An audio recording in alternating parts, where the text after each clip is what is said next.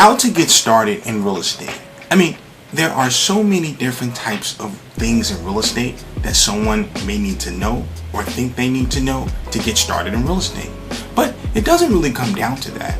The main thing to consider is that if you're the type of person that don't have the knowledge, the resources, or money to get started in real estate, then this video is for you. This video will explain to you the strategy that millionaires in real estate have used to become a millionaire. It's a simple strategy that anybody can use.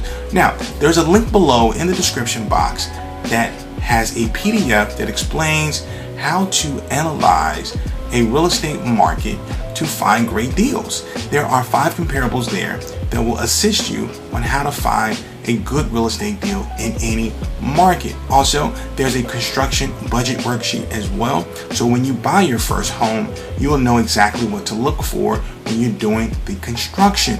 That's completely free, right in the description box. Now, there's also one mistake that you should avoid that I'll reveal to you at the end of the video that all real estate investors should avoid. Now, without further ado, let's get into it. The number one thing to consider when you want to get started in real estate is to become an apprentice. Now, why is an apprentice something that you should do right off the bat? Well, let me give you an example. Charles Darwin, the father of evolutionary theory. This guy was in college when he was invited to a voyage over 2 years where he would go around the globe for free. He did not get paid, and he would work under another scientist who will essentially go to these different islands on the coast, and they would gather specimens and they would have to bring them back to England so they could be further examined. During this time, it was the 1800s, so a lot of these places were not yet explored.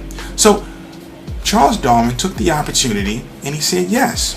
Now, mind you, when he was there, he learned about birds, butterflies, ants, the caves, all things related to the environment. And he did it day in, day out, and he learned from the guy that was shadowing him. Now, when you think about that, 5-10 years later, when he was an adult, he was able to use that experience that he got to create essentially the evolutionary theory that people are following and using today. So this is the power of an apprentice. I mean, look, think about it. When even for myself, I worked for a real estate brokerage company here in New York City. I did retail leasing when I started off. When I first started off, I worked alongside someone that was crushing it. And I was able to close my first retail lease deal in like 2 weeks. It was the shortest time a real estate agent had closed a retail leasing. Now, it wasn't that much, but I closed it by learning from the person that had done it thousands of times and knew the steps and processes. Because here's the deal. If you do not get an apprentice, then what will happen? You will need to figure out all these little details that go into learning how to do that particular job well. It will cost you a lot of time. You might as well learn from someone else that has already done it and who's already killing it for a very long time. My greatest suggestion, I always suggest to people when they want to start off in real estate, in particular when you want to be a broker or you want to be a developer or you want to just fix and flip homes, you really want to go into, let's say, Keller Williams, and you want to be a part of a team that's already doing it at a high level. Now, the biggest issue that people have about this strategy is that they don't get paid. But you can't think about the money per se if you're trying to learn from these people that have done it. So essentially, you have to do all the things that you may not want to do, such as go to all the open houses. You may be the greeter. I mean, yeah, you may have to just greet people. You may have to get emails or just have people write their names and emails out on the sheet of paper. Yes, you may be the person that do all the follow-up emails. I mean, this is something that you just got to do until you learn the mechanics. Now, if you do this on your own, you won't have that opportunity. So that's the biggest takeaway. Now, another thing to consider is that you may ask yourself, well, how do I get an apprentice? Well, the first thing is that you have to be around the people that are in the business. So a great place to start at are meetup groups. you can network with other people that's in real estate on meetup.com or even Facebook, where people have different types of real estate things that they're doing. So you have all types of people on there. So you can pretty much pick and choose the route you want to go down and introduce yourself, tell them what you're trying to do, and tell them you essentially work for free. Even if it's part-time, you may have another job, you may be doing other things, but you just want to work along someone. And mind you, if you do that, you will give that person a lot of value because you're doing it for free. And so they will gladly accept your invitation to work with them. So the greatest takeaway here is become an apprentice and don't think about the money.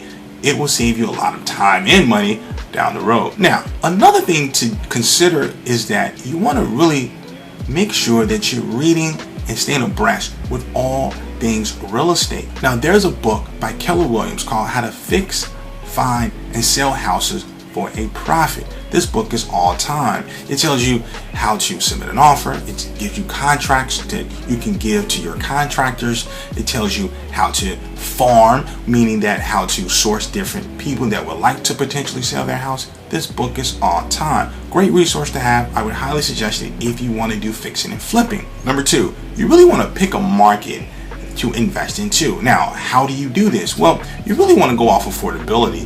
If you can't afford to be in a market, then my suggestion is to not to go into that market. Now, you really want to just look at your financial ability and see whether or not a $500,000 home is good versus a $200,000 home. My suggestion though, as a beginner, you really want to start off with a lower price point. It's just less risk overall. Now, the second thing to consider with this is that how are you going to finance these deals? Because if you go FHA, the down payment is 3.5%, and your credit score needs to be at about, they say 550 and above, but you may want a higher credit score to get a better interest rate. So the other way to finance these deals is with cash, or what investors would call hard money. Now, the name sounds a little funny, I get it, hard money, but anyway, the interest rate is just really high and you just lose money down the road, and it's a bit more riskier going hard money. But as a beginner, I would definitely go the FHA route and just look for homes that have some sort of equity in them, maybe even if it's just like 15%. Go for homes like that doesn't need a lot of work. The second thing to consider with this is that you really want to invest in a community that is close to you. You don't want to invest in a community that's 2 hours away. Think about it. If you invest in that type of property, the tenant may call you up, or you just may have to go there while you're doing the construction and a doorknob may be missing or a hinge may be gone. You don't want to travel 2 hours there and 2 hours back for a doorknob. Come on. Number three, you really want to decide whether or not you want to fix and flip or buy and hold. My suggestion is to fix and flip, in particular as a beginner. Why? Because you can go through the entire sales process and you can figure out what it is that's required to buy a house, renovate a house, and to ultimately sell the house. Now, once you've done 2 or 3 or 4 different homes, then you can consider buying and holding. Now, the only way you would consider to buy and hold with a single family home is if the cash flow is just phenomenal. I mean, you got to be making 3 times the amount of your mortgage, taxes, and insurance to hold a single family home. I mean, scratch all that. Fix and flip a home, because now you can make $30,000 to $40,000 on a flip in a matter of 4 to 6 months, depending on your construction, depending on how fast you finish the construction and sell the house. Never start off buying and holding a house in the beginning. Number 4, how to renovate your home. Now, the first thing you got to realize is that when you are looking to buy a home, you cannot go for homes that need extensive work. You want to buy homes that need minimal work.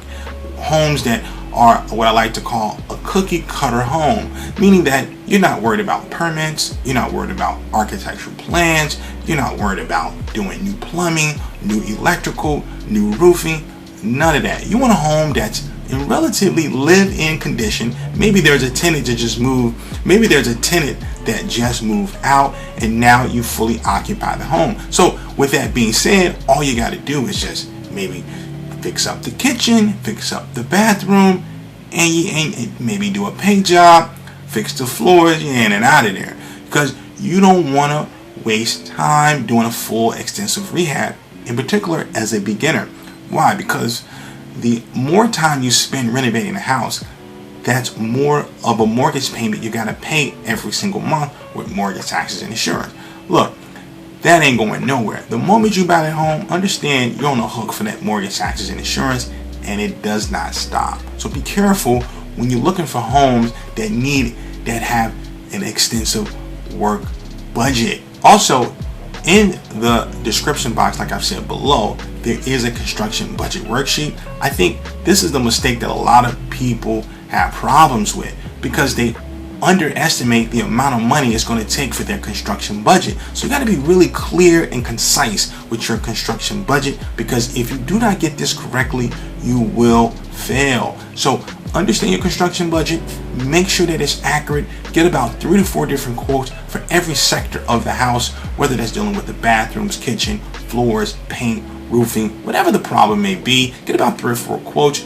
Go with the guy that's going to be professional and get it done right and on time. Now, when you have a house, another thing to consider is to focus on the kitchens and bathrooms. These are the 2 main areas that you want to focus on, in particular when you want to rent a house or sell a house, because the wife always like a cute little kitchen and a cute little bathroom. If those look good, you're going to sell that house quicker than normal. And the last thing to consider is that you really want to hire professionals to do anything in your house. Don't hire these Joe Schmo, your uncle down the street who got 10 different other jobs, who can do the job and it's going to be okay. But no, you want to hire somebody that just, all he does all day long is paint. You want to hire somebody that all he does all day is roofing or tile or floors. These are the type of guys you want to do. These are the type of guys you want to hire, so your life will be easy.